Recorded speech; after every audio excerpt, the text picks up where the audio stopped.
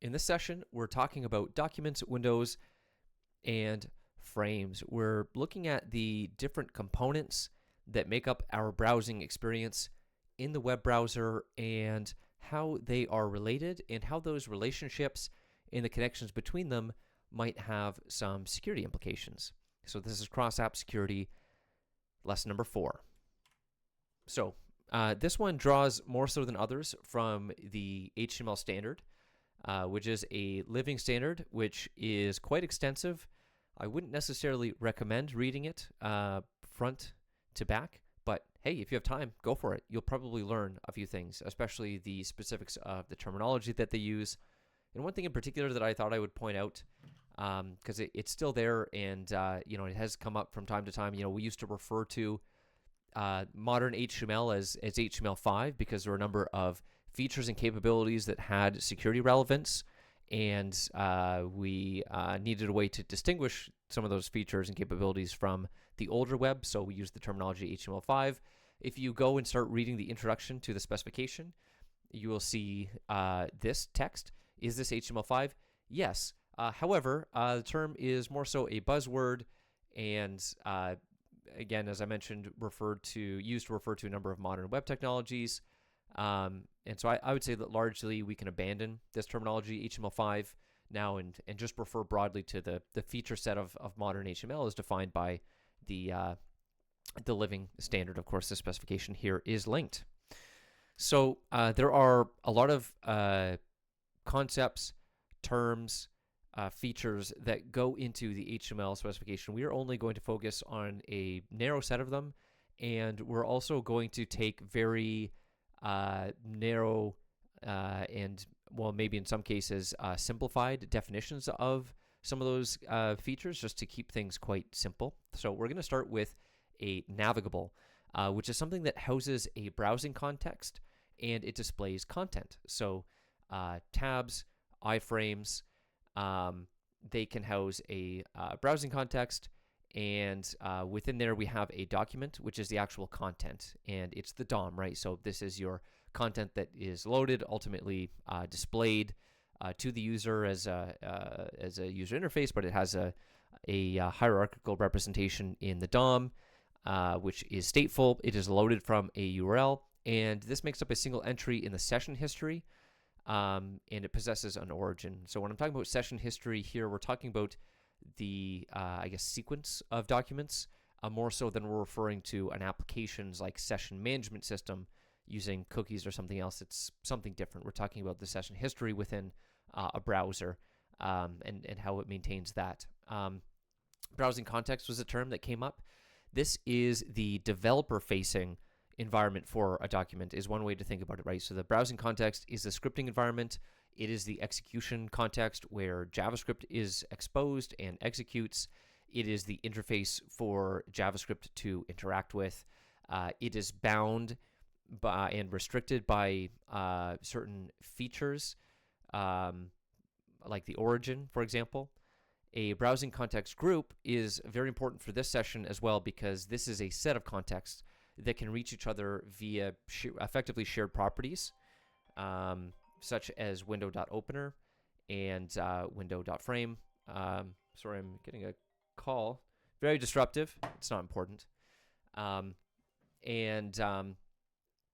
going to explore some of these shared connections of different browsing contexts that exist within a broader browsing context group. When thinking about the life cycle of many of these components, so navigation, like clicking a link within your browser, for example, has the following outcome. It will create a new document, the one that you're navigating to. I will create a new DOM. All of the existing JavaScript state is wiped out.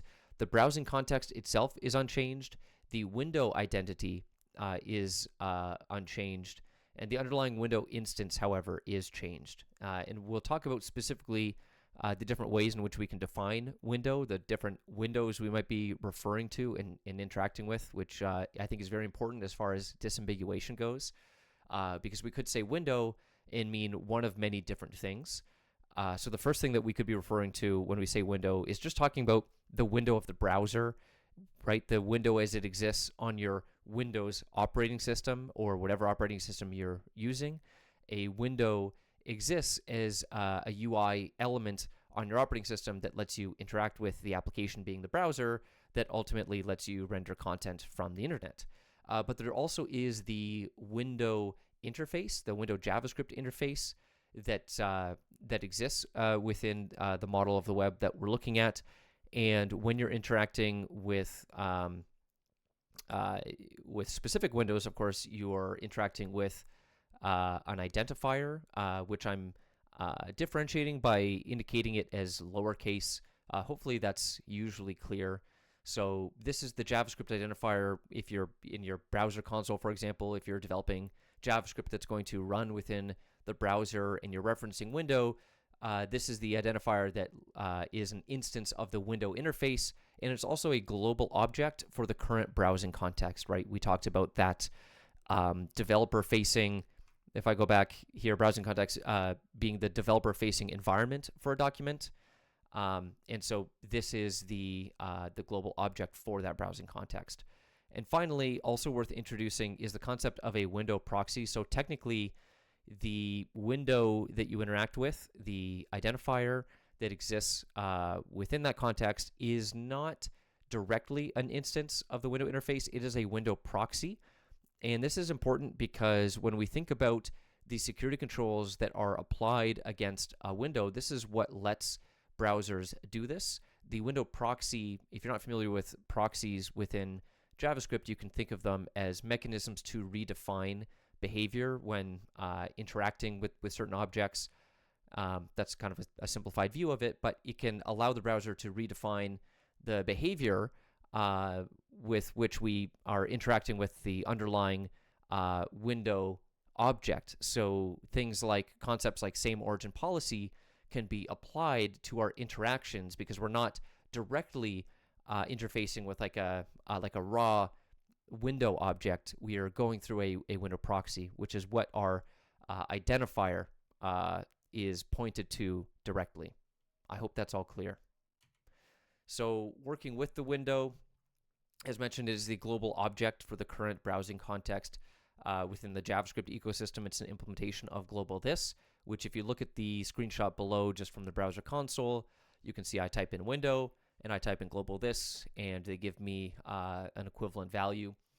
For top-level declarations in non-module scripts, so I'm setting a few exceptions to these rules, but generally variables declared with var will become a window property, and functions declared globally become a method of that window. And some of the built-in functions that we interact with are exist this way, but we can reference them as a shorthand without specifying window. So the example I've shown is alert, right? You can type window.alert. You can also just interact with that function or method directly by typing alert. Window and its interface. So window exposes a large number of methods and properties. It is quite complex. It ultimately contains the DOM document and a way to interact with that at window.document. Each browser tab/window, trying to kind of use the UI terminology of window there, has its own window object, but some properties and methods are shared between tabs in a window. So if you're thinking about, you've got one on your operating system, you have an OS window that is your browser, and within that browser, you've got multiple tabs. And within each of those tabs, you've got different documents. And each of those has its own, they each have their own browsing context with their own defined windows, and those have properties like relating to sizing, for example.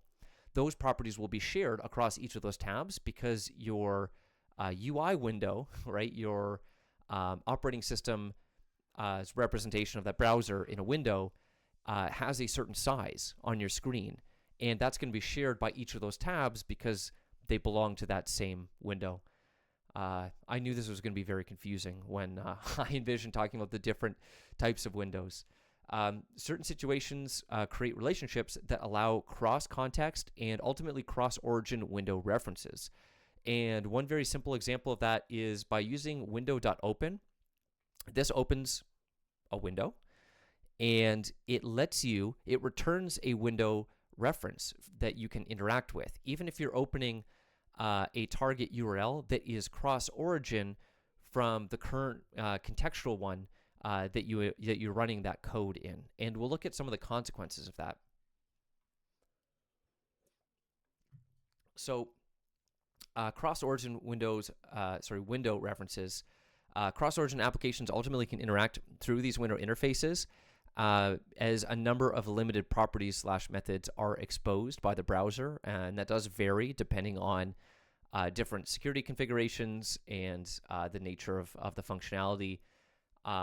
This might not be a fully complete list, but this was the list that I came up with in the moment of the ways in which we were able to grab cross-origin window references. One is using window.open that I already mentioned. Another one is using window.opener, which if you're running code in a window that was opened by another application, window.opener is a reference back to the window reference for the app that opened your page.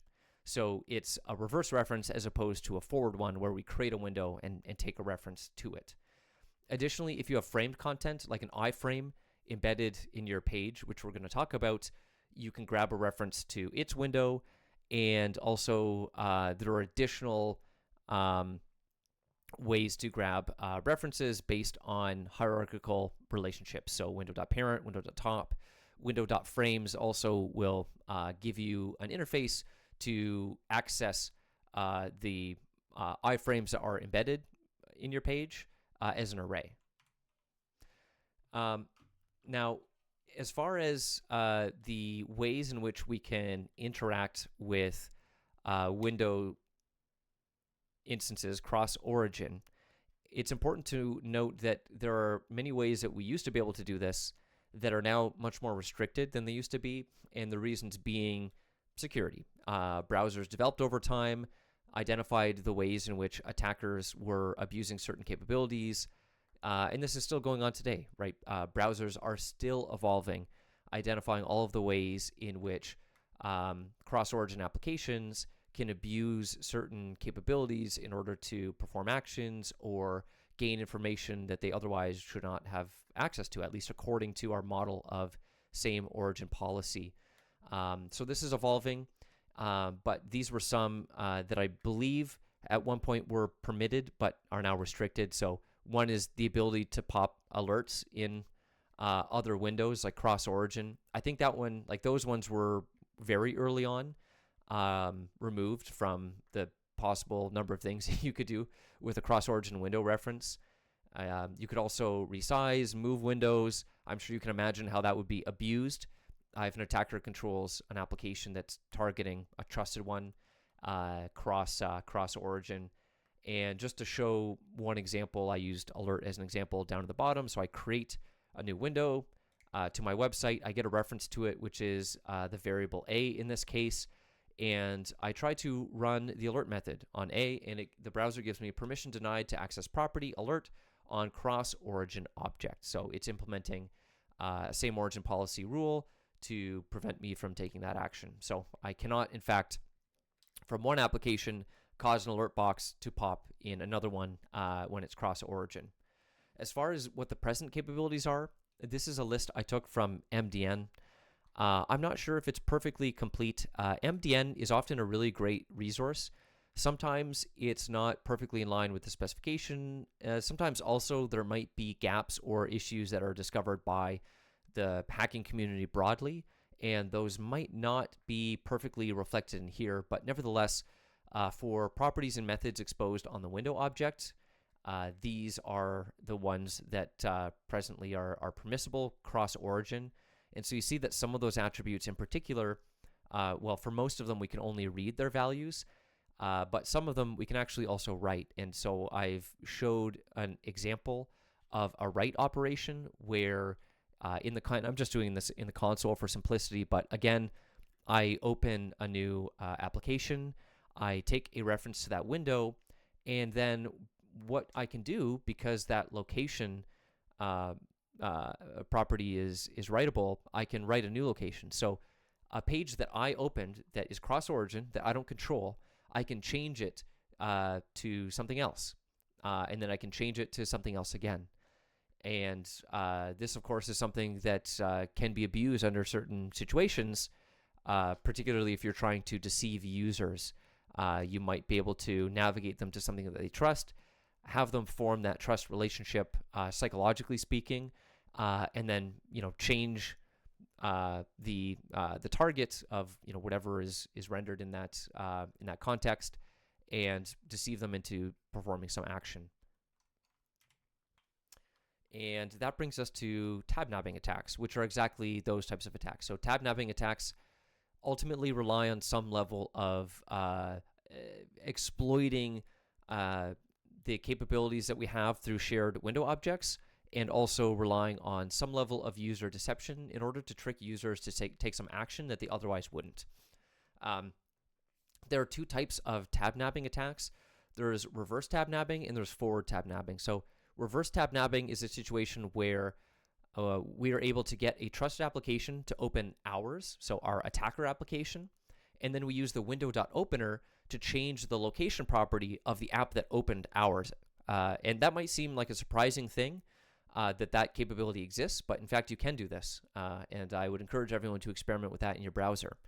So the situation where this could be abused typically or traditionally is there's some application that accepts user-provided or otherwise untrusted URLs, maybe in some type of social setting, right? So maybe you're posting to a social media site, and other users can go and open the URLs that you have shared on that application. It opens to your attacker site, and then you change the target URL of the social site where the user came from to a malicious phishing site that looks like the social site, but isn't it. It's another application that you control, but you can effectively conduct a phishing attack from this perspective.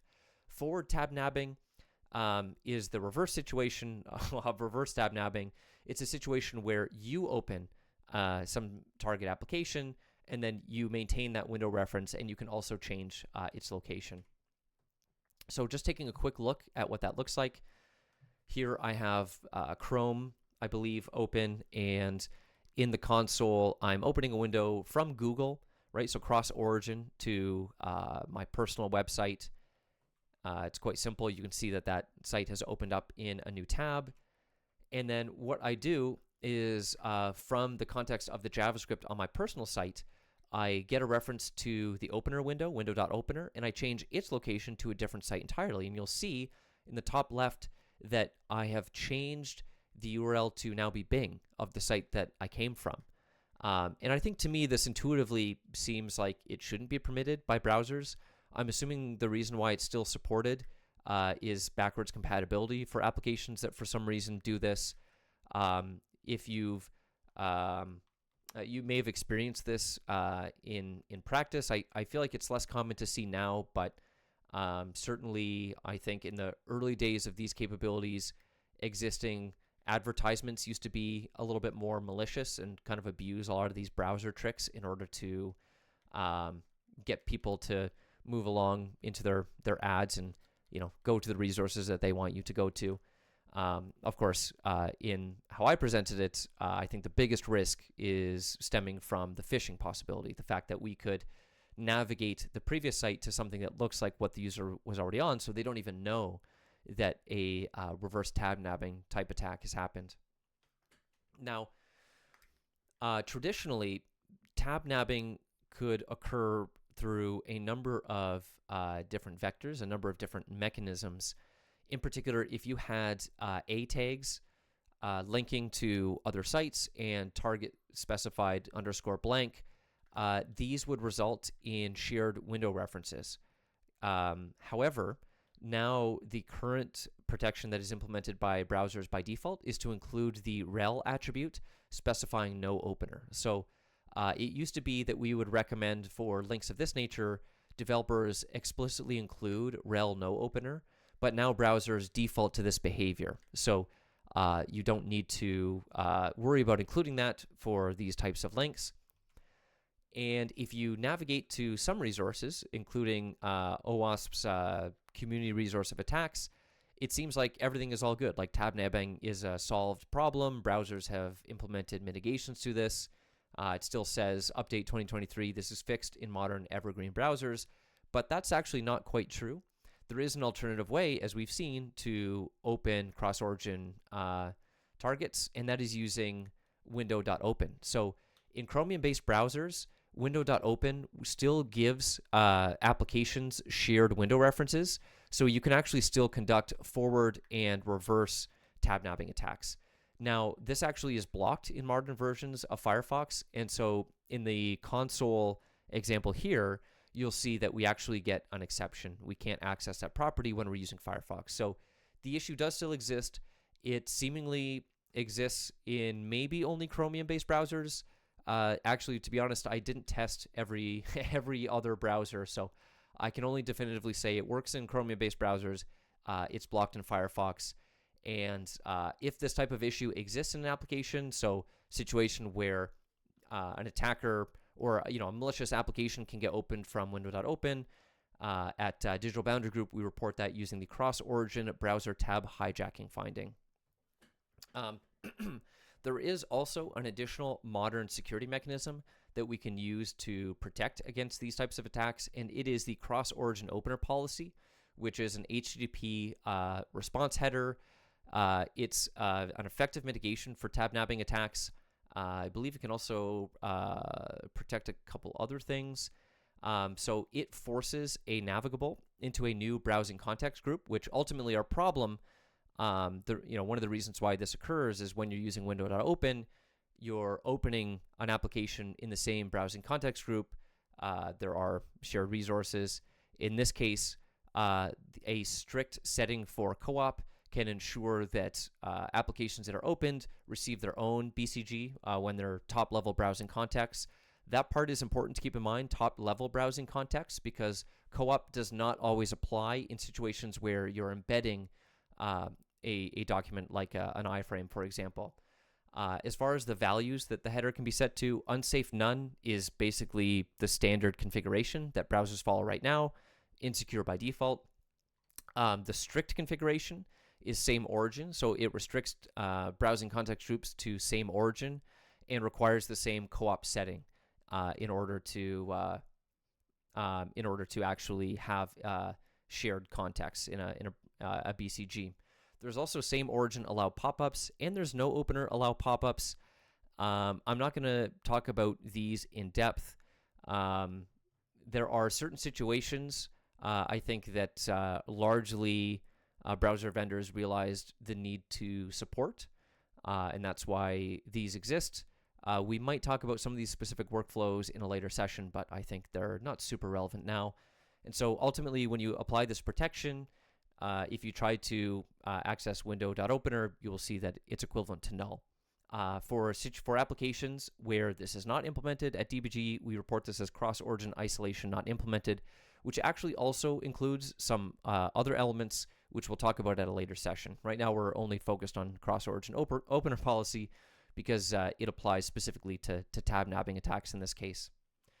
So with the increasing restriction of communications and interaction between different applications, how do different applications communicate when there's a legitimate need and when they exist cross-origin? Well, for that, the preferred method is to use window.postMessage. So post messaging is a mechanism that is designed to allow applications that belong to the same browsing context group to send messages to each other.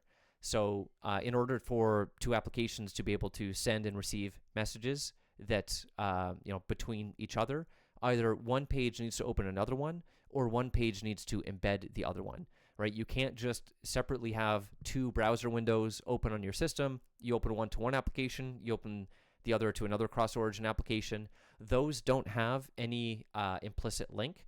They don't belong to the same browsing context group, and so they won't be able to communicate with post messages. So usually there's an initial relationship that is triggered by some code, or oftentimes, most cases of post messaging in use that I've seen is from one application on one origin that embeds an iframe for an application of another origin, and there's some way in which they're designed to communicate for some purpose.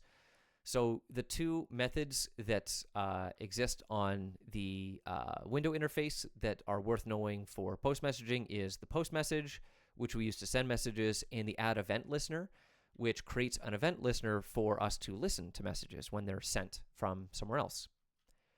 This is just a very simple example, and this example we're assuming is using an iframe. So the very first line, let's say we have an existing iframe which has the ID my iframe, so we're able to get a reference to it. And then we create a function, send message to iframe, where we create some data. It doesn't matter what it is. And then on that iframe, we get a reference to the window, and then we use the post message method in order to send that data, and we explicitly indicate the origin that we want to send that data to. This is a security mechanism to make sure that we're only sending it where we intend. And then further down, if you look at number 3, listening for messages from the iframe, so we assume that this code exists within our iframe. It wouldn't exist in the same context I'm showing it here for the purposes of this illustration. But within the iframe, we would need to register an event listener. That event listener, of course, is listening for a message. And crucially, it has some level of origin, validation on the source. And then it can do anything with that data, right? It can read the data. It can modify its own DOM with that data. It can perform some action. It's really up to the developers to determine what is done. So let's talk about where this can go wrong. The first one is if you're using an event listener and you fail to validate the origin, well, you have a situation where any cross-origin application can potentially send messages and cause some action. So in the example at the top, we have this hypothetical delete account functionality where you send a message, it receives that message, it acts on it to delete an account. I think obviously that's quite dangerous because in the context of the event listener, we assume that's happening within or related to an origin that the user has some trusted relationship with, and presumably that's going to make a subsequent authenticated request to some endpoint that deletes that user's account. So that's a dangerous thing to do because now malicious sites can delete user accounts. In the second example below, we just have we do have a validation of the origin, and in this case, what we're doing is we're updating the DOM, and so you can imagine that this is also a very risky situation if you're not strictly validating the content. And I would also say that, where you're not strictly validating the origin, and I would also say that where you're not strictly, even when you're strictly validating the origin, I think this is still a risky thing to do, and you shouldn't be using inner HTML in this way. So again, another finding that we report at DBG, web messaging handler missing origin validation. But this issue can also exist in the other direction where you're sending data. It's possible, of course, to specify a wildcard instead of a specific origin. And in this situation, if you have a message sender and you're sending any type of sensitive information, it's possible for any origin to intercept that. So you need to think about the other direction as well, not just insecure handlers, but insecure post-message senders, if you will. And likewise, we also have a finding for that, which is insecure web message sender. So talking about co-op, which you'll recall cross-origin opener policy to restrict window access, and how it interacts and relates to post message. So when a cross-origin app opens another in a new window, if there's a strict co-op that is implemented and returned, it will sever the window references. So certain ways in which you may have been able to send post messages will no longer be available to you because post message does require a valid reference to a window. As you can see in our, actually this is probably the best example. The first thing we do to send a message is we get a reference to our iframe so we can get a reference to its window. But crucially, co-op only works on top-level documents, so it doesn't impede parent-child relationships. So a parent can embed an iframe, even with a strict co-op policy, and still use post-message. We've talked about frames quite a bit, or made reference to them, but we haven't really gone into the details, so we'll do that now. I like to refer to iframes as embedded contexts. Technically, iframe stands for inline frame, and it is a nested browsing context within another one. So each iframe has its own browsing context, it has its own document, its own DOM, and its own origin. And an iframe may share a browsing context group. So you can grab references across origin window references using window.parent, window.top, window.frames. And one thing, or one property of Windows that you can access cross origin that I think is always useful to point out is window.length. It seems like an unintuitive thing now, but if you have a reference to another window object cross origin, window.length gives you not what you might expect. It tells you the number of iframes that exist within that window. And that largely exists for historical reasons now, the way the web used to work. I don't know if it's being used so much on the modern web. Nevertheless, it remains something that's accessible cross-origin, and it also remains an opportunity for certain types of attacks, but we won't cover those in this session. So I think, especially as security testers, it's important to be aware of the different ways in which we might embed content within an iframe, and also what happens to its origin when we do so. So in the top example, we have an external source URL that we embed in an iframe, and in this case, the origin of that iframe is going to match the source content. So https://example.com. In the second example, we have inline HTML using source doc, and this is going to match the origin of the parent document. In the third example, we're using a data URI, and the origin in this case is going to be unique or otherwise known as opaque. And finally, in a blank/scripted scenario where we create the iframe and then we modify the content of it, the origin in this case is going to match the parent document.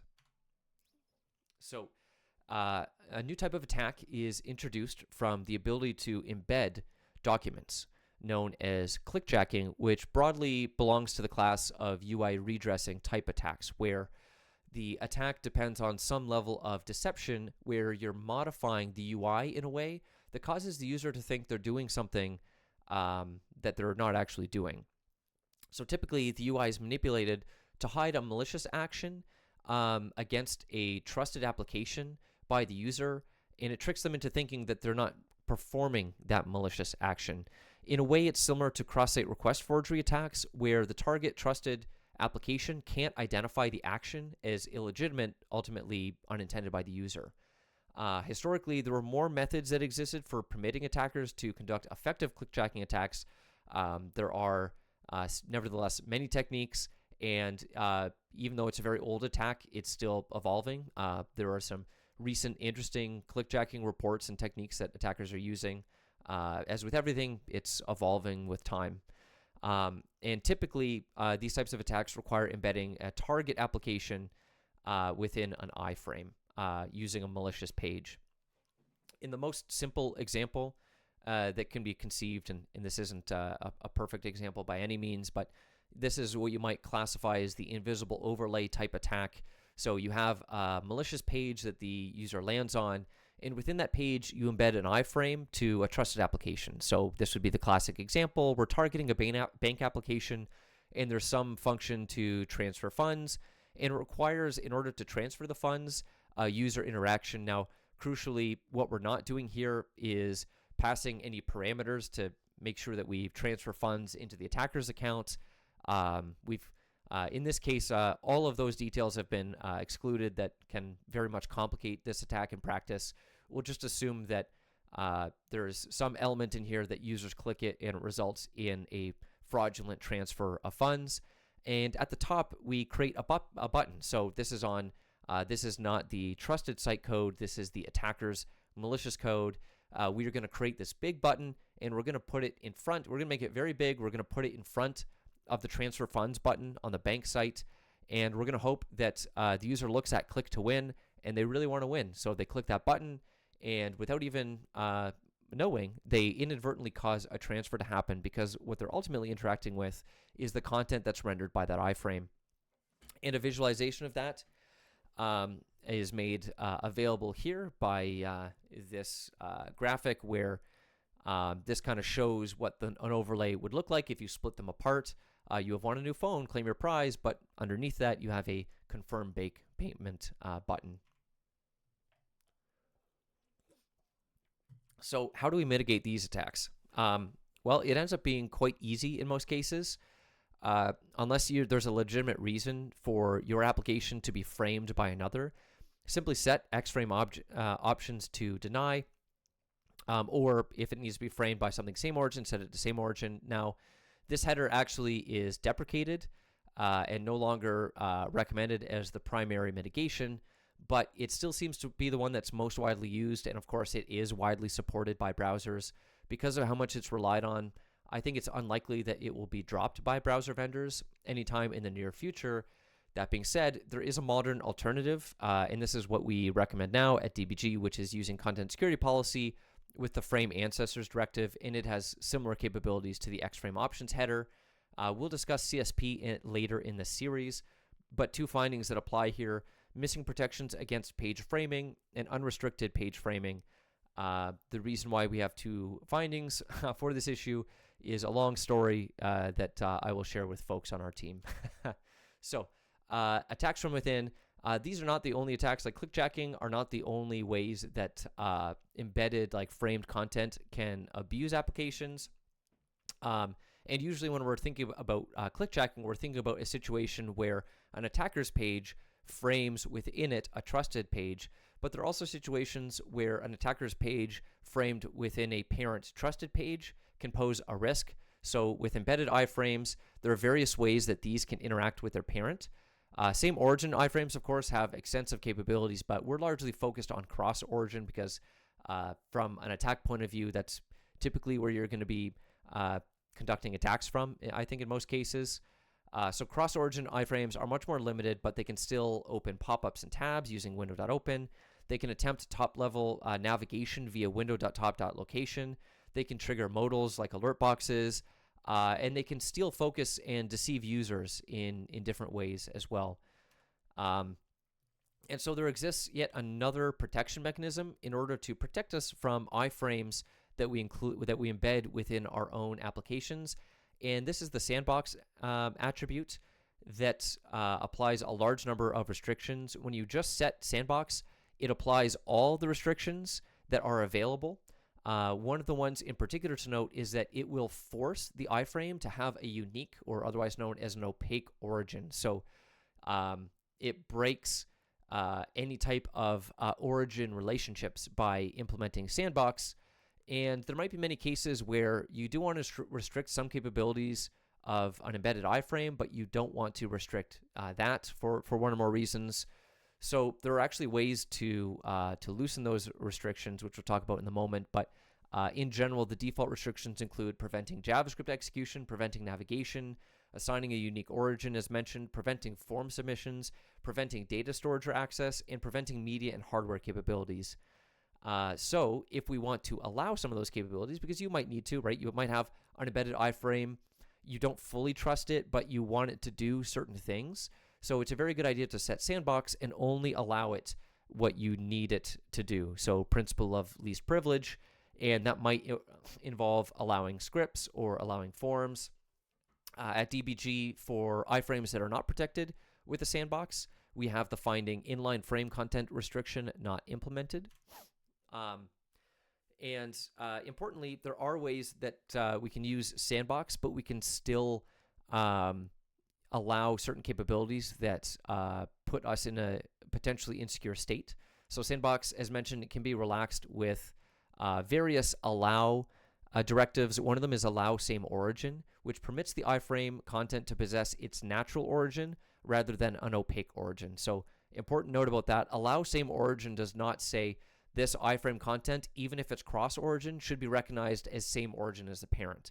No, it basically says default to the origin of that content, which could be same origin if it's the same origin as the parent, or if it's cross origin, it will default to be whatever that origin is. And that scenario, that later scenario where you want to use allow same origin with cross origin content, is common with things like Social media interactions, the classic like click this button to like this post or something. So you have an iframe that embeds that content, and you want users, when they interact with that, to be interacting using their authenticated context with that origin. You want them to use their pre-existing relationship with that origin to perform those actions. So by allow same origin, you allow that iframe to maintain its relationship to that origin.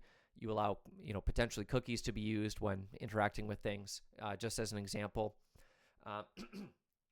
Of note, sandboxed iframes with both allow scripts and allow same origin are very strongly discouraged when the content is same origin. There are many ways in which you might want to embed same origin content in an iframe and not give it, full permissions to do anything. In theory, in practice, I think if you give something this configuration and the content you embed is same origin, it can actually ignore the sandbox, like rewrite the sandbox attribute in its entirety anyways. So it can pretty much fully interact with the parent's DOM, because oftentimes when you want to embed something with an iframe on the same origin, there's maybe a good reason to do so in order to restrict the capabilities of that content. Again, even though it is served from the same origin, you might make the case that if there's some untrusted content you're trying to restrict, it's a good idea to serve that from a separate origin. And I would say, yeah, that's probably often the case, but nevertheless, this is something worth watching out for. And as I noted, if you have allow scripts and allow same origin applied to a cross-origin resource embedded in an iframe, this does not mean that iframe will be the same origin as the parent and can totally manipulate that parent's DOM. That does not happen. So getting close to wrapping up here, looking at OWASP ASVS 5.0 requirements as it pertains to content discussed in the session. We have both in Chapter 3, 3.4.6, implement content security policy with frame ancestors, indicating specifically what you want to restrict, and ideally use the most restrict configuration possible. So not allowing your page to be framed by other pages out on the web that could be malicious. 3.4.8, make sure you implement cross-origin opener policy, the HTTP response header, with also the most restrict configuration possible in order to sever those shared connections between window objects. 3.5.5, verify post-message interfaces validate the origin so that if your application receives post messages, it's not going to take an action or take an action based on untrusted data coming from a cross-origin or malicious origin application. As far as security testing considerations, first question with respect to frames is, can abusable pages be framed? That's usually an easy one to answer. You just look at the relevant HTTP response headers to see if framing is permitted. Do framed pages expand the surface area? Are they sandboxed? So looking at for iframes that are embedded on pages, is post messaging used? Is it secure?